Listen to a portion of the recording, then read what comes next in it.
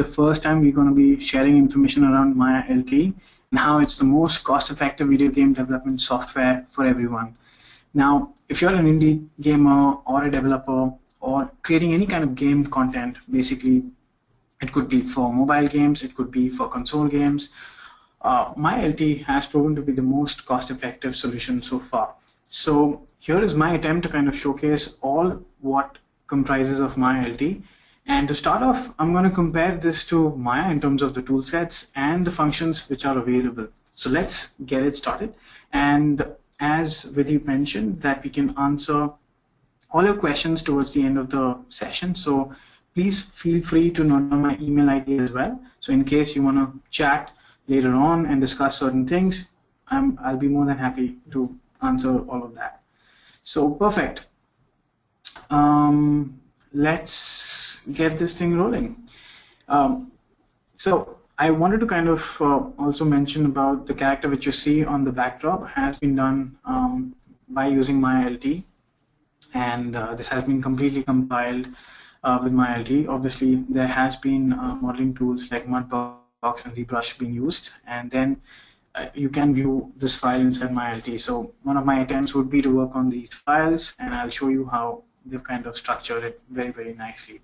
A combination of good shading and Maya LT's platform gives you these kind of realistic looking models very, very easily. So to start off, let me just tell you about the difference, the basic difference between a Maya software and a Maya LT package. When it comes to modeling, so what I'll do is I'll probably divide this into certain segments so that it's easier. And this content is also available on our website. So I'll point a link to this so that you can also refer this towards the end or later on. Now, when it comes to the modeling aspect of Maya and Maya LT, you can see that all possible details when it comes to the sculpting tool set or the primitive creation or any kind of tool sets which are available in Maya, you also have the same information available with Maya LT as well. Now, there is, although one thing which was there previously, like Maya LT had a limit of 65,000 poly counts.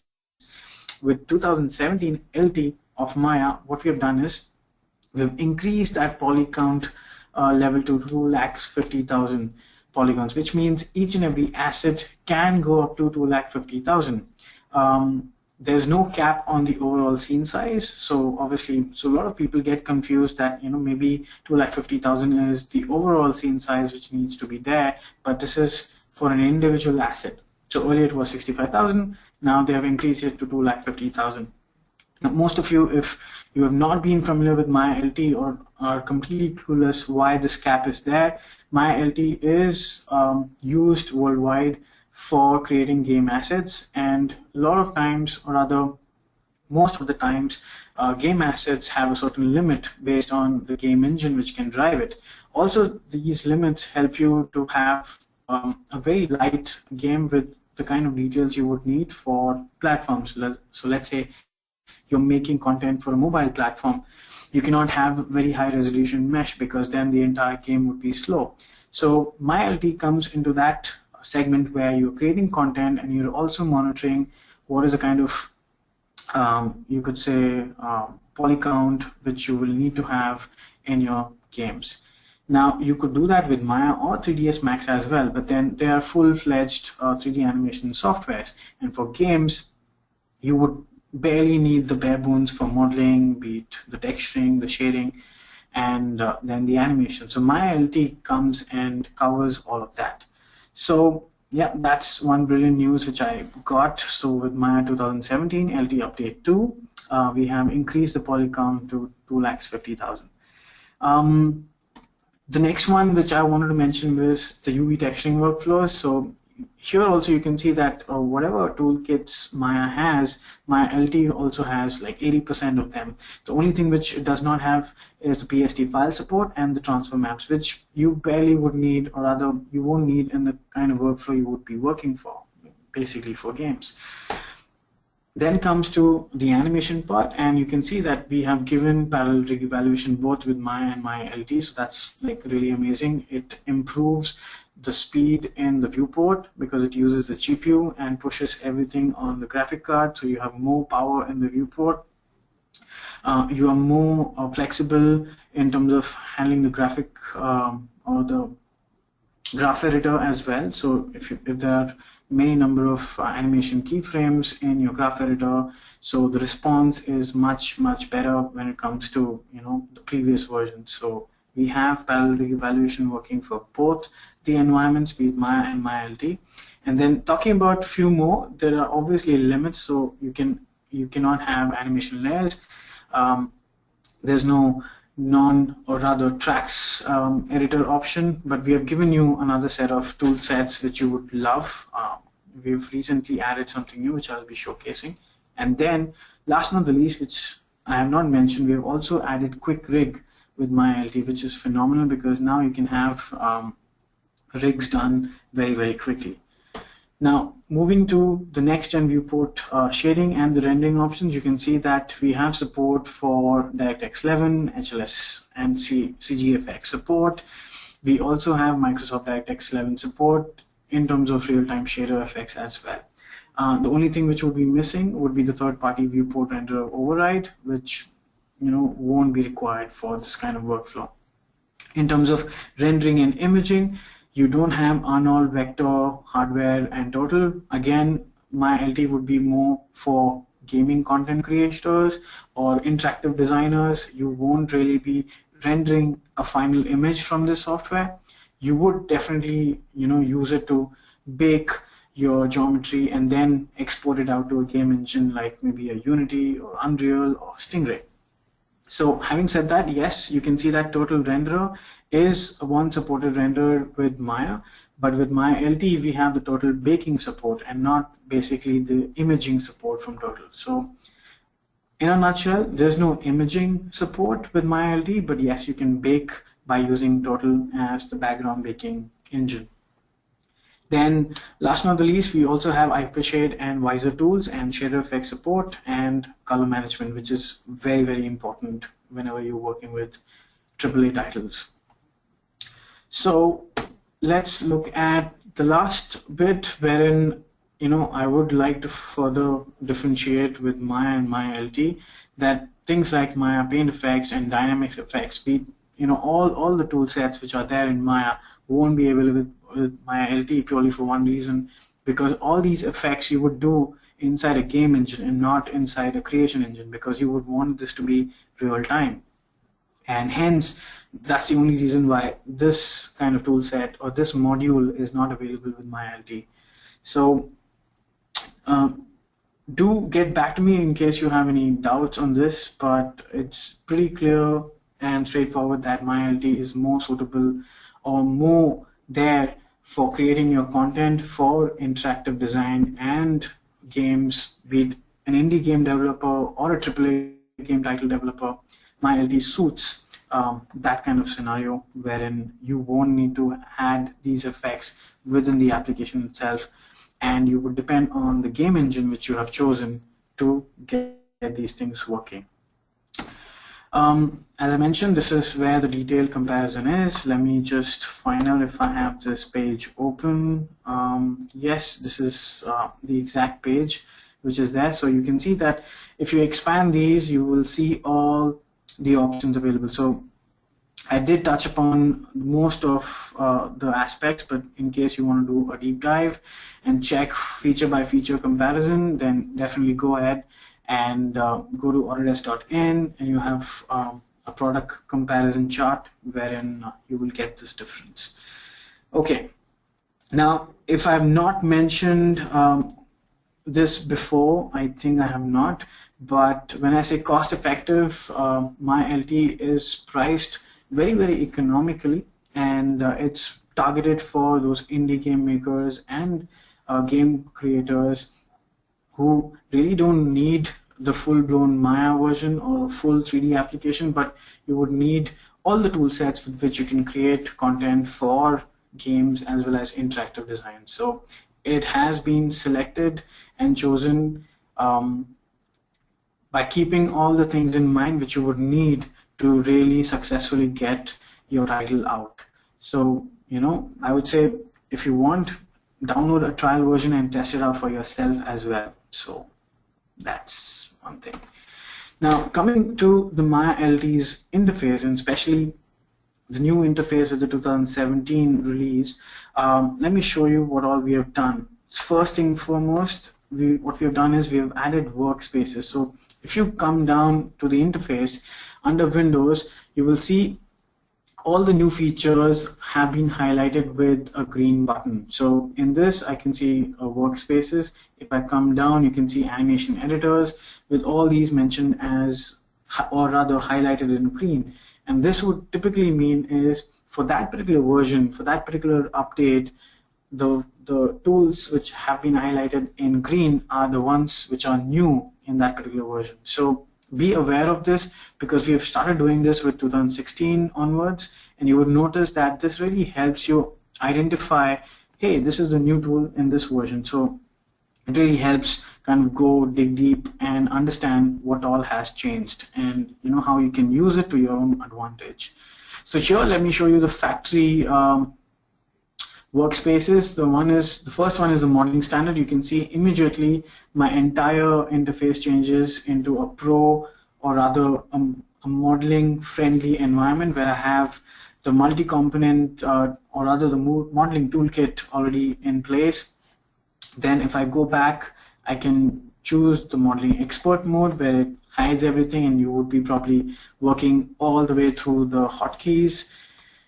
Then you have sculpting tab. Again, the entire sculpting shelf has been incorporated from Mudbox, so that within Maya's interface you can use these toolkits to create any kind of shapes with the flexibility of what Mudbox used to provide. So that's really, really nice. And then you have the UV editing aspect where you have the model. If you've selected, you can see that the UV layout comes pretty nicely. Then rigging is there, and then last not the least, you have the animation tab. Let me go back to my modeling standard and show you what all is there under modeling. Now let me cover this quickly for you in terms of modeling toolkit, or rather the modeling tools.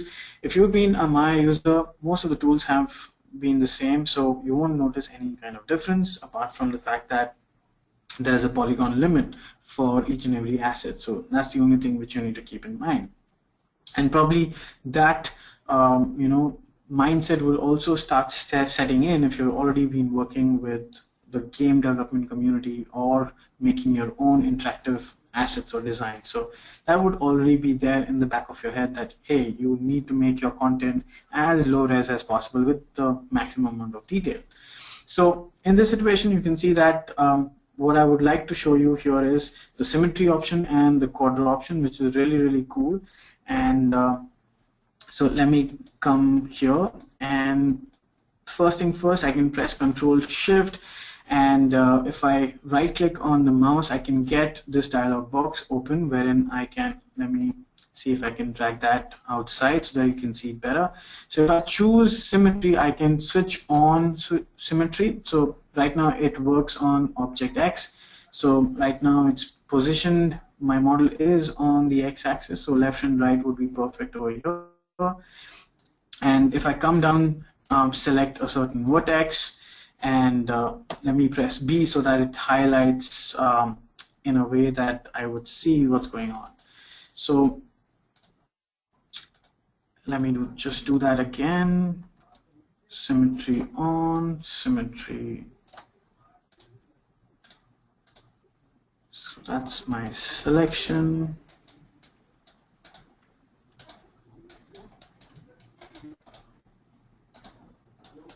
Okay.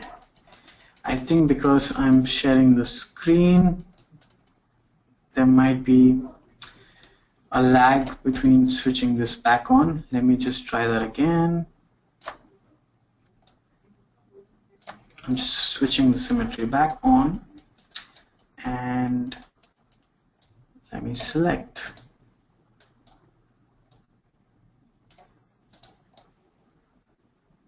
Maybe a face this time. Okay, I was supposed to highlight and show you the kind of display I had in the picture, but nonetheless, let me just push certain things.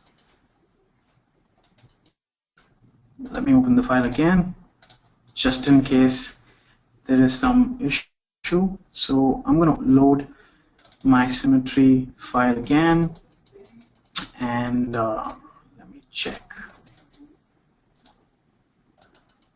Okay, it seems to not refresh, so let me try this one more time. So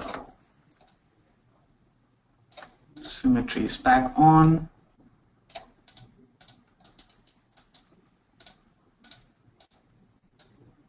Okay, I hate this when it happens. I just installed a new version yesterday. Probably it could be just something where it is hicking up. So yeah, you can see 28 days. So let me just open that again, and hopefully this time it should work fine. The other thing which I wanted to mention till the time my software opens up, Quadro, or rather the quad draw option also helps in retopology. So I'm gonna take that in more detail once. I'm just gonna switch it off before I load that back. Okay, let me do that. X-axis, vertex. Now it works. So it's just a small glitch, I would say, maybe something I did while previously it was open. So now it all is fine. And notice how intelligent this Symmetry option is. So wherever the objects UVs match, you would see it working perfectly. But wherever you would see there's a mismatch in terms of the geometry being not symmetrical, you would see that it doesn't come along. In order to make it more clear, you can see that there is a cloth which has been modeled onto the mesh itself. So if I take it down, you will see there is no symmetry here, but as soon as I take it up and the model sees that, hey, there is symmetry which is possible in this zone because the vertex information is common or accurate, you can modify those areas. So let me just probably do that quickly. I'll pick over here, and you can see that I can alter the mesh a little and then have things working for me. So similarly here as well, I can see that there is more detail on the left leg as compared to right, but here it's the same information. So you would see that it's a pretty intelligent Symmetry option which we have added, and it works really well for even areas where it would intelligently understand that, hey, this side is not symmetry but this side is. So on the same geometry itself, it's smart enough to know and give you the difference as is. So that's kind of nice. Let's go back and look into the retopology bit which comes from Quadro, and for that let's make this object live so that we can draw on top of it. So typically a retopology session would be required when you have a highly detailed polygon model coming from, let's say, a 3D capture mesh or a cloud point data, or if you have made it yourself in some other software and you bring it back in so that you can gamify it. Now this process can require you to remodel everything. So Quadro helps you remodel efficiently by keeping the highly detailed model at the background and then redrawing your topology on top of it. So let me just give you an example. So this is already an object which I've made it live, and all I'm going to do is now click on Quadro, which is again from my modeling environment, and I will start drawing this. So you can see that I am in the Symmetry mode, and this really works perfectly because I'm simply drawing it on the mesh itself. Can you see that? And then you can make as many points, and if you have any kind of you could say a certain pattern you would want to create, a certain mesh web you would want to create, all that can happen very, very effectively and successfully. Once you've drawn the point layouts, you can simply press shift and you can start drawing your mesh, and that's how easy it is. And once you're done, if you want to kind of merge things, you can just switch and bring them along as well.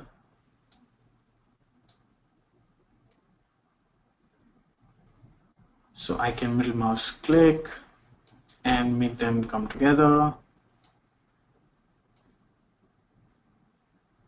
So like that. So it's pretty simple, and you can see that I have also managed to kind of weld these things in the center. So that's again by pressing the middle mouse.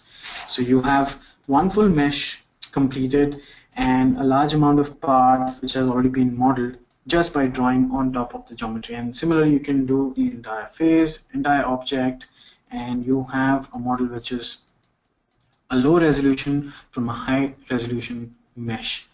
So the workflow I'll explain later on as well, because I'll repeat it, because there are certain tools from Autodesk with which you can actually create 3D models from just a couple of pictures or images, and you can upload it online, and the cloud will compute and give you a 3D model out of it. So that's like really cool, and you can use that data inside MyLT and then retopologize it and make your own version out of it. So that's something where CorelDRAW really helps and improves your speed and workflow to effectively remodel from high resolution data to low resolution. So with that, let me just show you a couple of more things which have been incorporated with MyLT, especially the LOD. This is very crucial when it comes to games and gamifying things in terms of a polygon limit. So this is pretty cool how it works. So let me go back to Maya and open up another file. So I had the LOD file where I've just duplicated the mesh, and what I will show you here is, if I go to edit, and you would see LOD level of detail is a new option which we have added, and inside that I can generate LOD meshes, which is a pretty automated system in itself. And what LOD stands for is level of detail, and based on your camera distance, the resolution of the mesh will decrease because you don't really need to see any more data, and it basically makes your file or the playback experience very light, because if it's this far away and it has, let's say, 11,000 polygons or 15,000 polygons, you won't need to load all of this in the memory. You can reduce that. So let me go back here and simply, let's say, by default the percentage is 33. I've just pushed it to 65. You can do it as per your requirement, wherein less amount of detail is getting lost. So I'm just going to keep it to 65 and simply say generate, and you would see that on the face of it nothing had happened, but as soon as you zoom out, you would see that now the poly count reduces and to about 10,000 as compared to before it was 15,000. So this is pretty cool. Let me just select both of them and zoom in, zoom out so that you can see what's going on.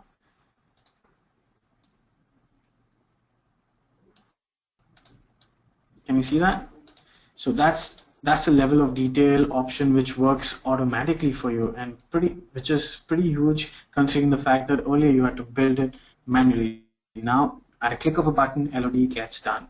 So that's again pretty cool when it comes to MyLT and helping you speed up your workflows. The third most thing which I wanted to kind of show you is that we've added now symmetry in for UVs, and this is pretty awesome because if you've unwrapped half of the object, the other half you don't need to unwrap at all. So let me make a situation here which is pretty cool so that you get an idea what I'm talking about. So let me open up this file. Okay, so I have this female character, and I'm gonna just switch to showing the face UVs,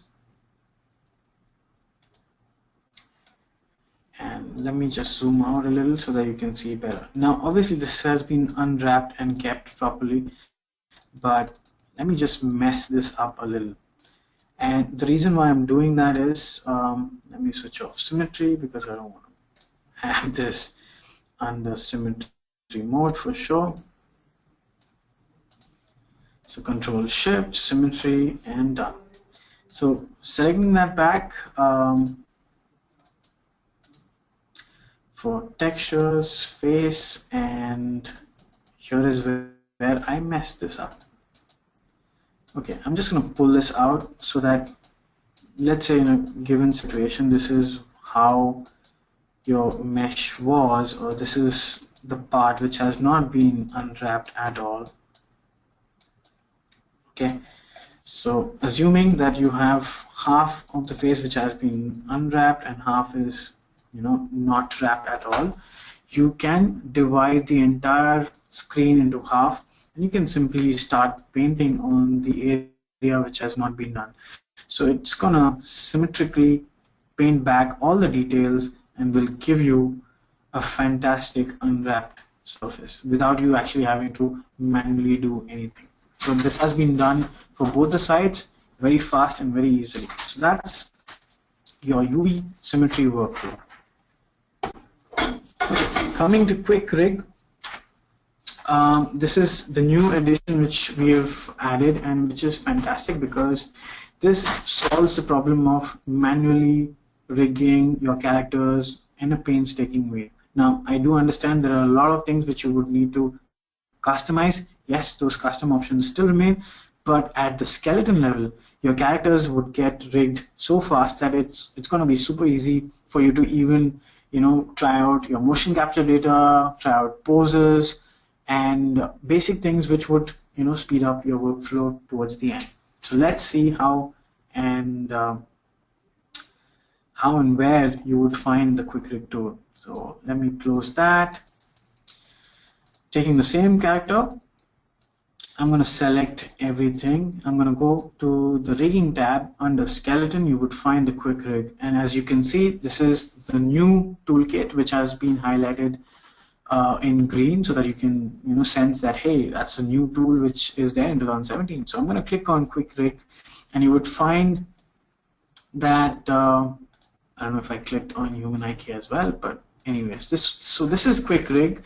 And there are two ways of working on this. One is Quick Rig with one click, and the other one is step by step. I'm going to show you both. And here I've just selected all the objects which are there on the character, and I'm going to simply say Auto Rig. And it's going to take hardly about 2 to 3 seconds for it to rig my entire character in one go without any issues or hassles. How cool is this?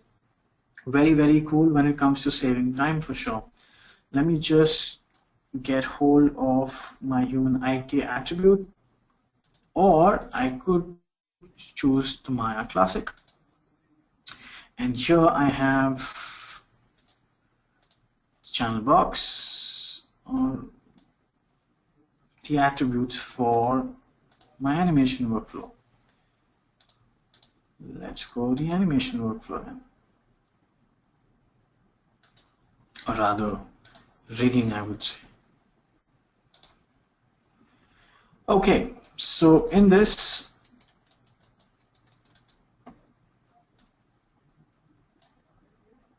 let me increase the size of the window so that you can see much better what's going on. So the entire character has been rigged with a single click. Oops, wrong controller. See that? How well the mesh has been even skinned. So, which is pretty cool considering the fact that all was automated. You can see that how things are pretty intelligently done.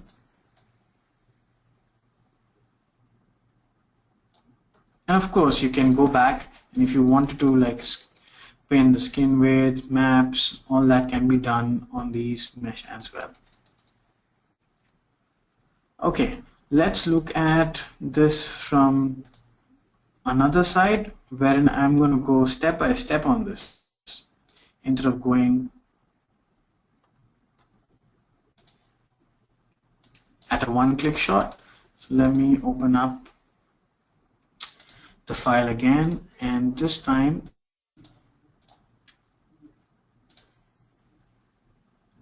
let me switch to the classic so that I have enough space.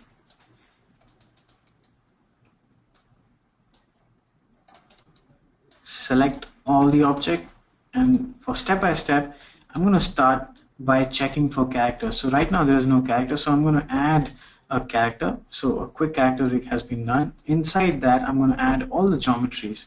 So this has been grouped into a systematic 4 object shapes. Then what I'm going to do is I'm going to look at the guide settings. So here I can increase the number of spine bones I will have, the neck joints, or the shoulder or clavicle. I'll keep all of this as is, and I'm going to say create and update. This will position all the aspects wherever it would seem fit. But here is what I can do. If I see that something is at fault or something is not as per what I would think, let's say for this example, I don't think the elbow should be here. I think it should be more placed over here. And I would fix it and then simply copy it on the other side. So both of them gets fixed. Similarly, I can do it for the spine as well. I don't want that to be so low. I will fix it and position it somewhere in the center. Once I've done modifying and adjusting all these parameters, I can simply say create a skeleton only or a skeleton and control rig. Maybe my workflow demands motion capture data, so I'm going to click on control rig and the skeleton option and simply say create update. It automatically creates the chain, web, links, and last, all I have to do is I have to use the skinning method. Now there are 2 options with which I can go by. One is using the current settings, which is available under the option dialog box under the skinning tab, which is the traditional way of skinning, or I can use the geovoxel binding, which is default from now on. I can say create and update, and it's going to skin this beautifully with the new geovoxel binding method. And now when I move them, it's pretty awesome in terms of what is possible. So beautiful update in terms of quick rig, and the addition improves the workflow at such a fast pace. So that's there in terms of quick rig. Let's look at, last not the least, the animation options which are available with my LT and how cool they can be when it comes to speeding up your workflows. So let me look at the file again inside. Let me bring back my zombie and so here is the zombie file.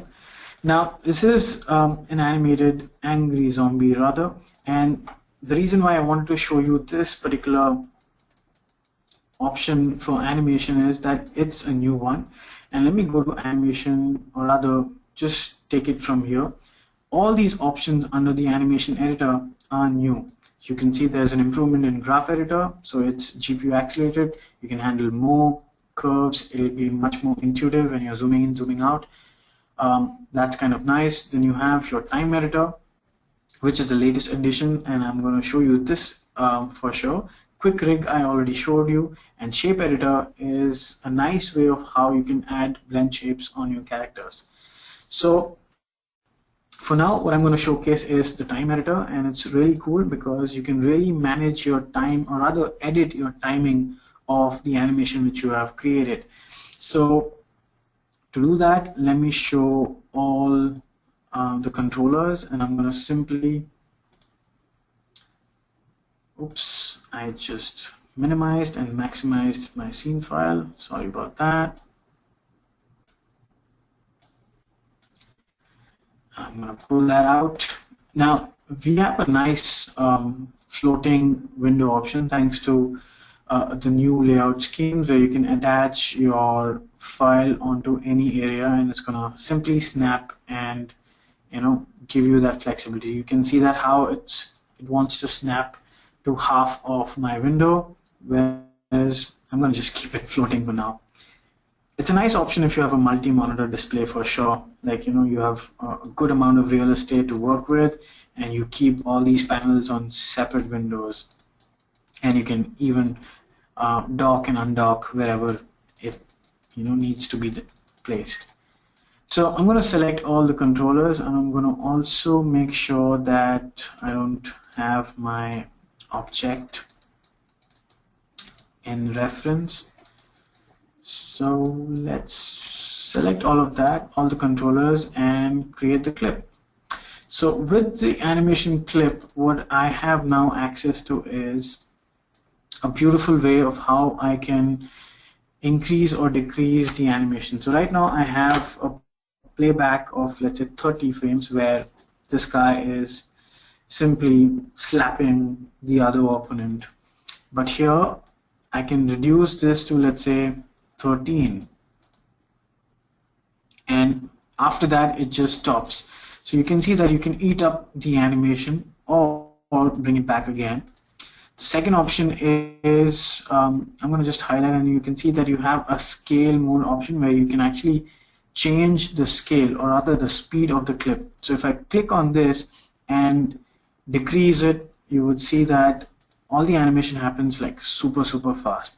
And same way, if I wanted to make it like really slow, let me just zoom out, and probably over 80 frames I want that action to be there, I can simply do that by stretching it.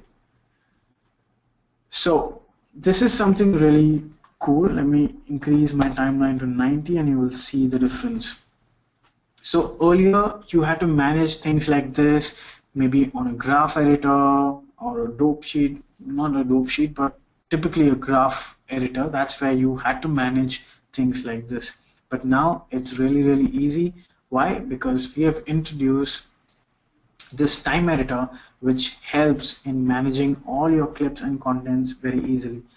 What you can also do is you can also have a loop mode on. So let's say you want this to be looped, and you can just simply click on that and you can have that action looped for whatever amount of time you would need. So let me put that to 180, and you would see that after 90 frames of a slow motion, it's going to repeat all over again. So that's like pretty cool in terms of what is possible now. And there's a whole lot of more things which you can do. Obviously, we'll definitely have another session planned out for going deep dive with my LT. But for now, I really wanted to emphasize on major parts of my LT and how it can improve your workflow to a phenomenal level. Now, let me touch upon other points which are like very important as well. The major thing which everybody would be wondering is, does it have support for game engines? And of course, since my LT has been designed to create content for games, we support the Autodesk Stingray game engine, we support Unreal Engine, and we support Unity as well. We also have a game exporter, which is really cool in terms of what it can do. Let me just quickly show you that how it really works. So if I go here, I have the game exporter option. Let me pull that out, and I will also show you that you can send to Unity all the files or just the selection, or you can even send to Unreal. Now, these are the options which are available by default. If you look at game exporter and what role does it play, one important role it plays is that obviously you can export this as an FBX format for other game engines to accept, but you can also go under the animation clip option and you can have let's say a start and end to this. So let me just add a clip. So I would say attack, and if I wanted to give it, let's say 1 to 45 on this, and I would want to have another clip which says reverse attack, so I can start this from 46 to, let's say, 90, and I can also check what's going on in that area. So this is pretty cool in terms of what I can preview, and so you can see that that is from 46 to 90, and that is the attack bit. So I've just randomly added 2 clips, my point being that you can have clip options exported out as either individual files, or you can have it under or rather multiple clip files, or you can have it under a single file itself. So both these options are available, and you have the option of choosing the axis, what format do you want it on, what kind of FBX file format version should it support. All that is definitely available. So it's a neat little tool which was definitely welcomed by a majority of game developers who've been using Maya or Maya LT for their workflows. So that's something really amazing in terms of game engine. So Unreal, Unity, Stingray, all three game engines are supported. And looking at next, we have also added a beautiful marketplace inside Maya LT, which basically means it gives you access to our Autodesk character generator and the FBX preview application Pixlr, which is a nice editing software for your images, which is online. You don't have to download and install it. It is available online. And you have the creator market where you can buy and sell the 3D content which you create. Last but not the least, Autodesk 123D.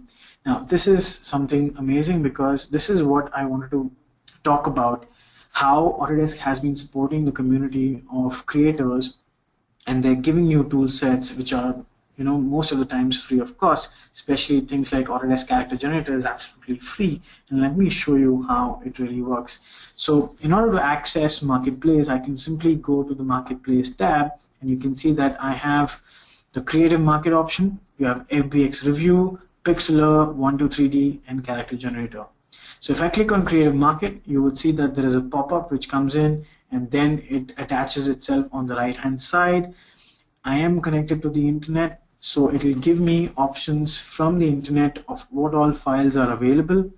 So if I look at this, I would see that I can buy a fat zombie model for about $1.50. If I go back on all the content, I can check for other elements as well. I can simply go and search for a particular model I would want. So I can say click on chair, and whatever has been tagged with chair, that's gonna come, and I can either buy or check for how much polygon, what all formats it's available under, things like that.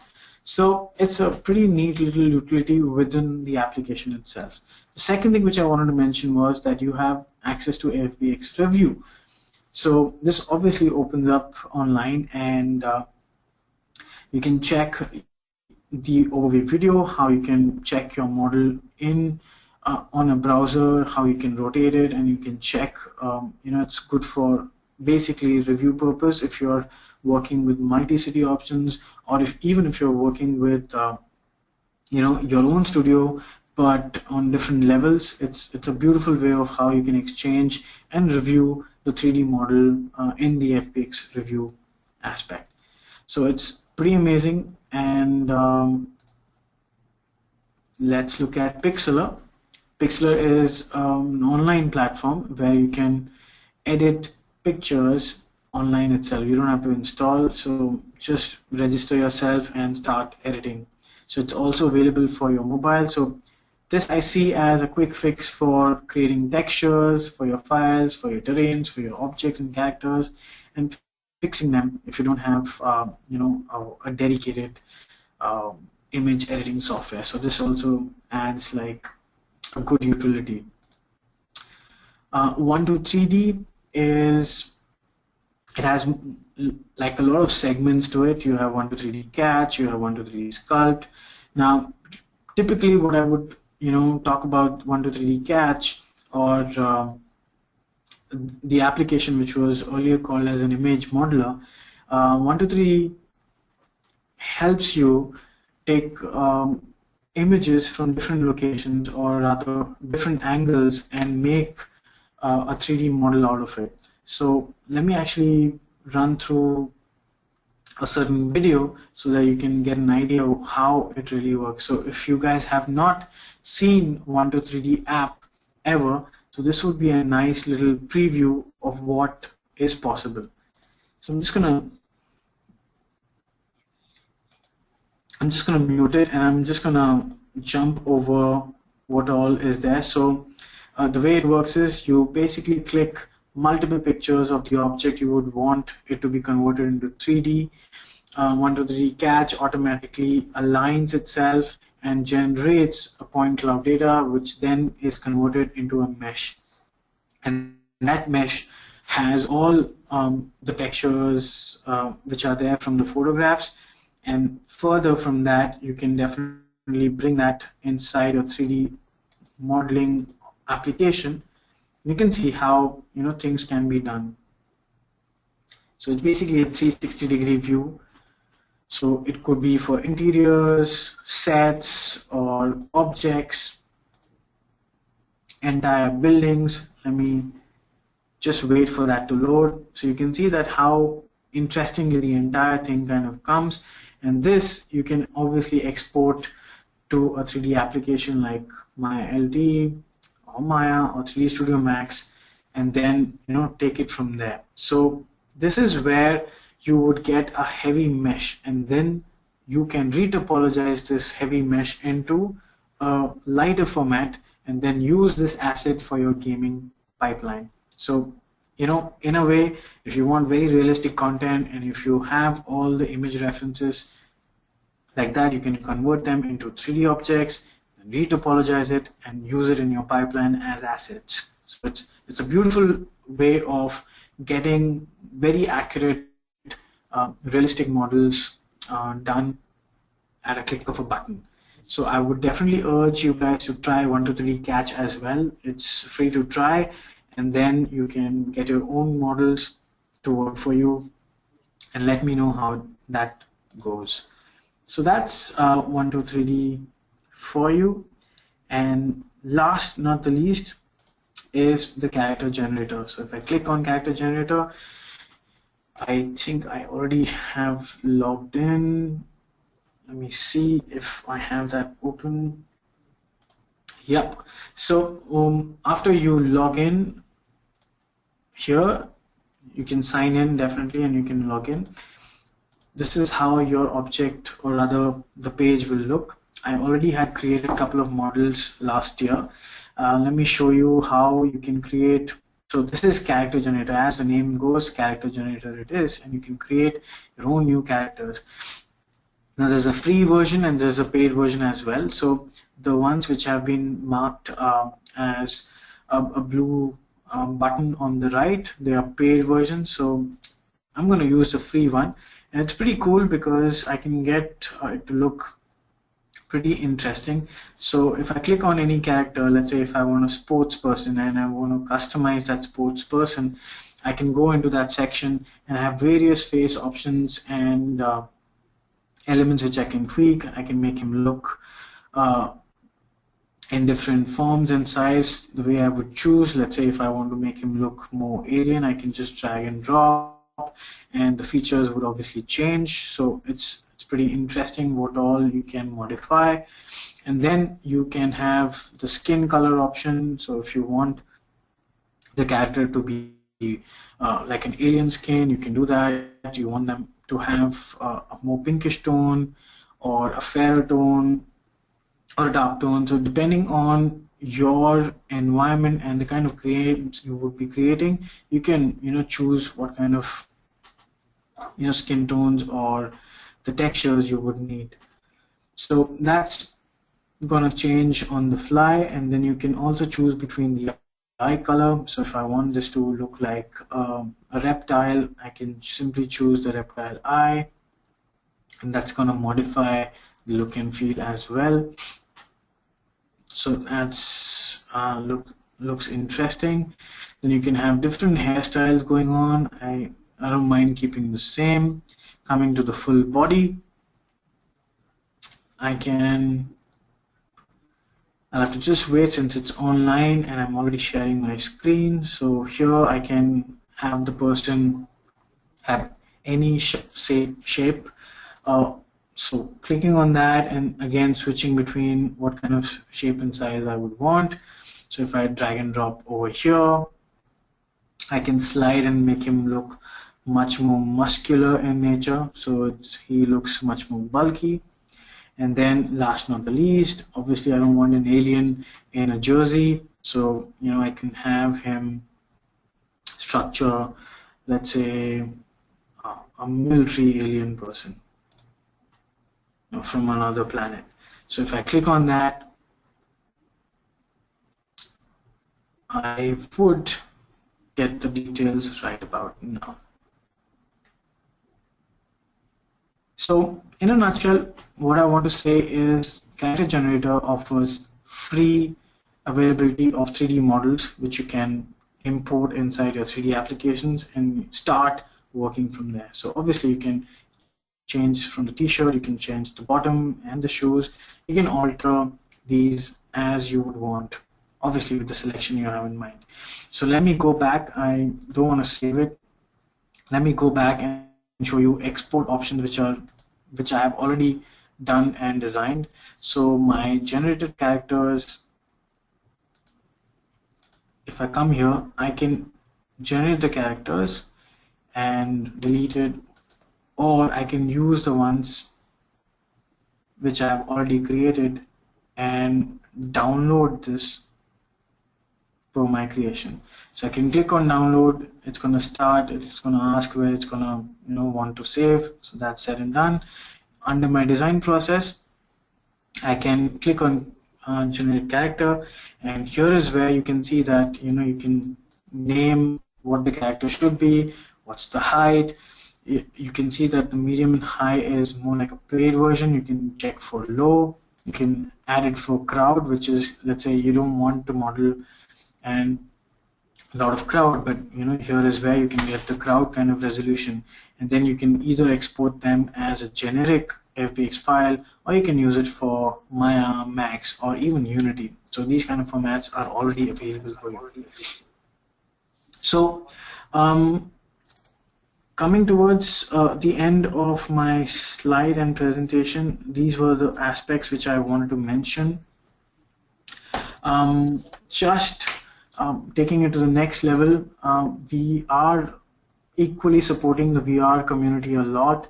All our animation softwares, be it Max, Maya, and Maya LT. In fact, the new gaming engine Stingray supports VR, wherein you can create your assets in creation softwares like 3D Studio Max, Maya, Maya LT, and then you can have them ported into a VR environment by using Stingray engine. And what we're doing online with a lot of people is, this is a very good example, that if you go to area.autodesk.com, we have a game developer blog where we have connected with a gaming studio, and we are doing an interactive session where they're creating a game from scratch and they're using Maya LT, and for this example they're using, let's say, any other game engine. I think they're using Unity, and they're showing how it's working for them, what all things becomes really easy for them as a workflow inside Maya LT. So let me just quickly show you this as well, and then we'll be open for any kind of questions. So this is where so this is the 6th episode, and let me just maximize that. And what they basically do is they talk around how each and every object has been modeled, created, textured, and animated, and what all difficulties they would face and how they would solve it by using Autodesk tools. So this example is from Rocket 5 Studios, and how they've been effectively using Maya LT to do any kind of game. Especially for this example, they've used and connected to an HTC, and I would say definitely check this out. They have an entire workflow which they have done, and they've been dedicating huge amount of their time into making these videos so that we can learn from them and probably get some ideas so that we can improve our workflows. So a very good effort in terms of building and sharing knowledge in the community. So do check this out. This is amazing in terms of what all they have. And if I roll back, you can see that like already 6 episodes are out. So starting from their pre-production stage to how they prototyped it, and then how they eventually went into production using Maya LT as a software of choice. And the game is definitely out, and the 6th episode here talks about them, that how they are ready for production and uploading it as an app or an exe file which you can download. So that's in a nutshell from me in terms of taking you guys through MyLT and what is possible with MyLT, and what would be the major differences you would find if you're using a traditional 3D application versus your MyLT. Now, I also wanted to mention this. As I said, it's economical. You have an amazing, so you can subscribe to MyLT online, that's for sure. You have a quarterly license which is available only for 3,360 rupees and an annual license for 10,000 odd bucks. So it's really, really economical when it comes to, you choosing, let's say, a software like Maya versus MyLT. I'm sure Maya is like 3 to 4 times more expensive than MyLT, but then if your workflow is around games and creating interactive content, then MyLT is sufficient to do that. So with that, I'm just going to open this forum for questions, and I'll be happy to answer anything which I would have missed. So let me pop up my email ID as well so that you can connect if you didn't take that in the beginning.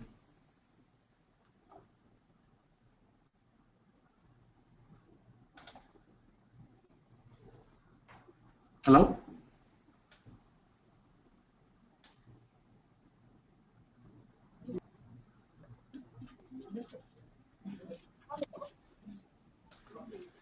Do we have questions? We have questions and have posted the questions in the chat window. Perfect. So my first question is, how is the cross compatibility between MyLT and full version of Maya? The last we saw, this was still a pressing issue as we can't freely move files between the two versions. Say for example, moving a character trig that we can use in both the versions. So Maya and MyLT definitely have different file formats with which it saves. So Maya can save in Maya MB or a Maya MA file, but for MyLT, you can only save it in MyLT format. So this comes for two reasons. We really wanted to differentiate the use of a 3D, full-blown animation software versus a software which is just dedicated for games. But having said that, you can export things as FBX via, let's say, a game engine like Stingray, and then that Stingray can then further pass it on to Maya. So I know it's not a complete seamless solution, but that's one way you can get this thing working. Can I publish to markets from LT? I don't think so. You could do that. Definitely you have to log in and then upload your content. How does the boss works, which is headline feature with Bifrost enhancements? Boss is not available with MyLT. It is definitely available with Maya, and we had covered the session for Maya in the previous webinar which we had done. But in case you have more boss related questions, definitely drop an email to me. I'll be happy to help. How to bake texture in MyLT? We are using Turtle, and Turtle engine is what gets used to bake your textures inside MyLT. So that's the solution which is right now available. If you can try symmetry settings from ObjectX to something else. Okay, this was somebody trying to help me. Well, thank you so much. It did work eventually. I'm sure it was, whenever I'm sharing my screen, there is a lot of lag in terms of feedback I get in my own system. So unfortunately, you guys had to go through that, but it was working fine. Difference between tracks editor and time editor. I have a full detailed description on this. It's to do with managing time versus managing graphs. So, I would be able to practically show you that this is possible in time and this is not possible in tracks. So let's take that conversation offline, because then it's gonna take some time in explaining that. But yeah, nice pointer there. The other question is, we can directly develop gaming assets without help of Unity. I'm not sure if I understand the question very well, but if you're asking that if there are other options apart from Unity, then I would say we have a brand new engine which is called as Autodesk Stingray, which can develop. You can publish your assets from there if that's what you want, and then you also have an Unreal Engine. Can we easily export my LT file in Maya? It's not easy. That's not the intended workflow. The intended workflow of my LT is to be exporting files to a gaming engine like Unity or Unreal or Stingray engine. How to export LOD model to Unity 3D? It's automatically done for you in this based on the camera input. So if you want that, I can actually show you one-to-one. Again, I don't want to take anybody else's time for question, but do ping me with your questions where I can practically show you these demos or link you with videos which can explain this in a much better format.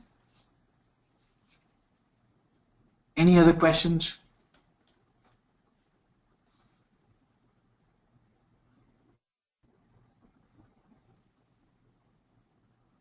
Okay, so I guess that's it from my side. Can we import the models created in 123D to Blender? I'm sure you can if you have access. If Blender supports FBX, I think you can. Does all third-party plugins that work for Maya work for LT versions too? No, there is definitely a limit. How much is the price for Maya LT software? I just mentioned we have it on a quarterly basis, 3,360 rupees, and then an annual license is available for 10,200 rupees. Yeah, so there is a nice little slide for you guys also. I think you can all see it. And you can also go to our partner store, deskart.com/Maya-Stingray. That's the link where you can go. Yes, where do we buy? That's where you buy it from.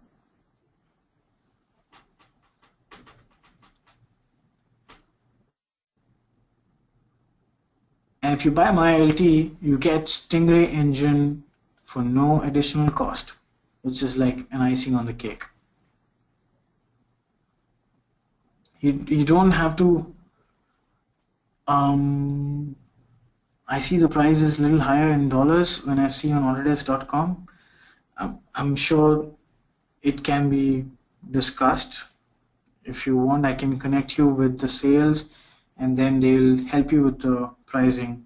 But right now, the available pricing which I have listed is what you can see on the screen. How to import Creo CAD in MyLT? If you have, I would say it would be a very heavy mesh if you're bringing from a CAD software. But if you have the options of exporting it out as an OBJ file or even an FBX file, I'm sure you can have MyLT bring that kind of content inside. Best would be FBX, but I will definitely have to check what formats does Creo support. We want next MyLT tips videos. Absolutely. There's a lot of content which we frequently share on our YouTube channel. So definitely that is something worthwhile to be checked. But in case you want some additional information from me, do ping me at abhishek.krishnan@autodesk.com and I'll be happy to send you all the links for the MyLT tips videos. Does QuickRig support a quadruped model? Not yet. I have tried it on a quadruped model and it does work by choosing the manual way of option. It's not the best way, but since it was designed for a biped and not a quadruped, I would say it can work around with some small adjustments. Is there a floating license? I am not sure if there's a floating license available. I can get back to you. Yeah, I'm not sure if there it is.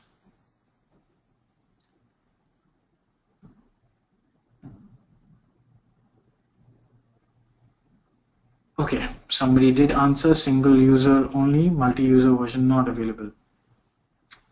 Annual licenses for one PC only. So basically it's a single user license, not a multi-user. Okay, do we have more questions?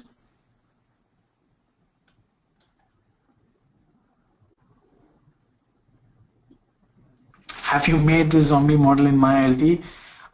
Not entirely. I think this was first modeled in ZBrush and then taken down inside MyLT.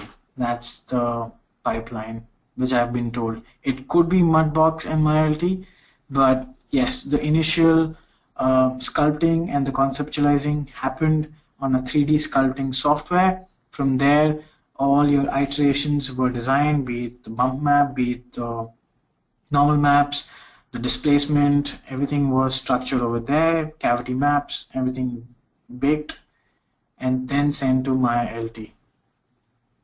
And of course, with MyLT, we did retopologize and reduce the mesh size so that it's lighter for a game.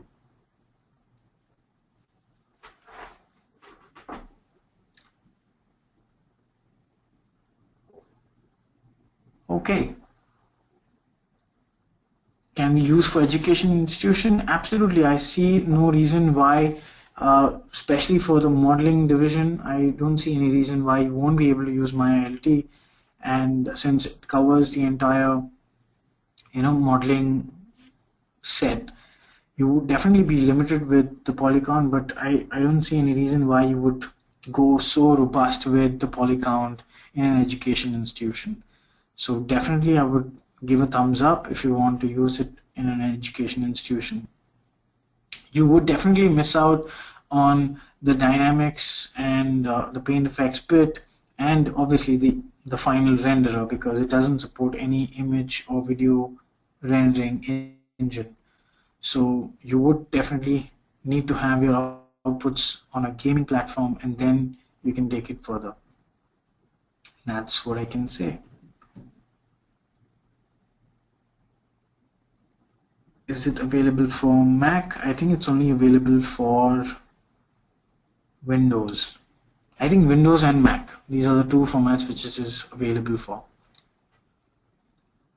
As I said, the tracks editor and time editor, I can definitely showcase this. It's a more elaborate difference. I would definitely love to do that online, maybe right after. If you want, just drop me a line on my email ID.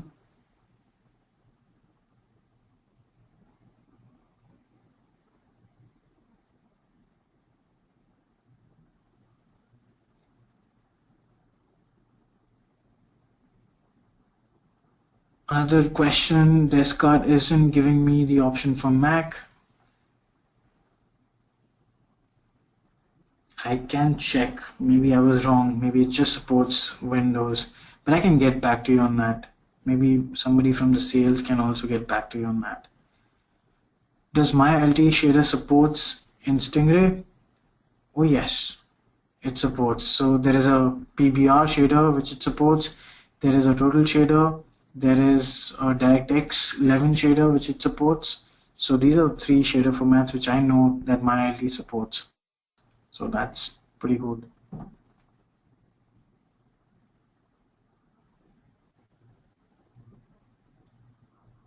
Any other question?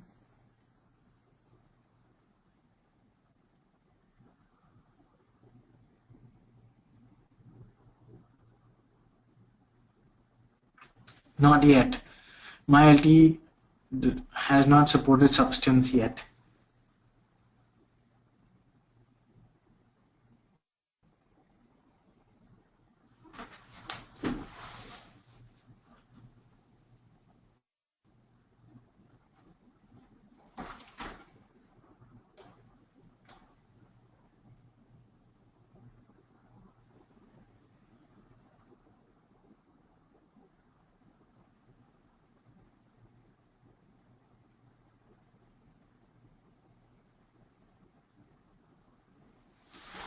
Okay, so I guess we're coming to the end of the session. I would definitely urge at least 2 people from the list of questions who needed certain information which was beyond for me to say it or explain it right now.